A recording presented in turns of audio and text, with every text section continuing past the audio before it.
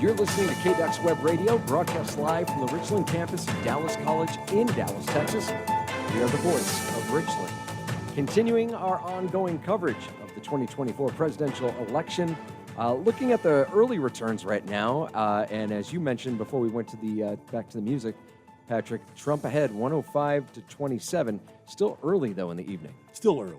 Still very early. And as I said earlier, everything so far has gone according to the expectation. Everything's chalk so far. And so we're still waiting for I started to say the important results. They're all important. All the results are important. But the ones that will be the deciding factors in the race, because there are these swing states, the battleground states, the 7 states that everybody's been watching. So that's still left to come in. And, one of the interesting stories the last few days has been Iowa, which everybody has been sort of going along anticipating the standard result, which would be the Republican winning by 8 to 10 points. But just a few days ago, a woman who is probably recognized as the premier pollster in the nation, Ann Selzer, who works as a pollster in Iowa, and every 4 years she releases her Des Moines Register poll of the Iowa electorate, and her final poll released on Sunday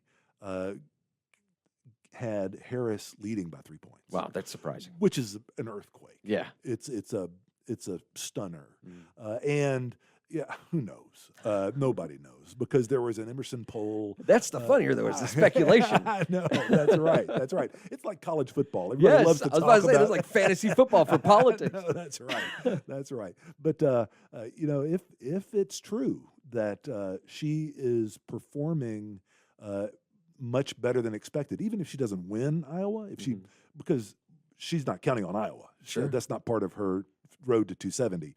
But if she performs much better in Iowa than expected, if she only loses by a couple of points instead of 8 to 10 points, then that has implications for the overall election, because the way Iowa goes is going to have repercussions in Wisconsin and Michigan and even in Pennsylvania, because they're right there together. There's all those Midwestern states. Sure. And so the similarity of the electorates in those states means that they're not linked officially, of course, but the voting tendencies are similar. And so if she's doing much better than expected in Iowa, then that bodes really well for her in Michigan and Wisconsin, and probably in Pennsylvania as well. Sure. So it's going to be a fun night as these results actually start coming in.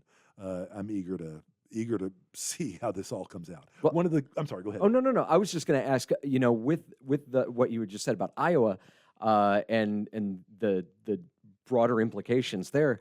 I was curious what your thoughts are on shifting values, especially like in your rural areas and especially in like the Iowa demographic. You clearly have shifting values that are going on there, and what that should be speaking. Like senators should be paying attention to this. Right, right. You've got seats that are coming up in another 2 years, and if they see a shift like that, that should be setting up some red flags. Right. Yes. Politicians pay attention to who wins races in and around them, their districts or their states, and not only that, but the margin of victory. I tell stories about this in my classes about how Dan Patrick, our lieutenant governor in Texas, not Sports Center Dan Patrick, right, really pays close attention to election results. Sure. And after the 2017 Texas legislative session, when he pushed so hard to get the bathroom bill passed, and then the 2018 election, Republicans did very poorly, and he went from winning by about 20 points to winning by about 5 points.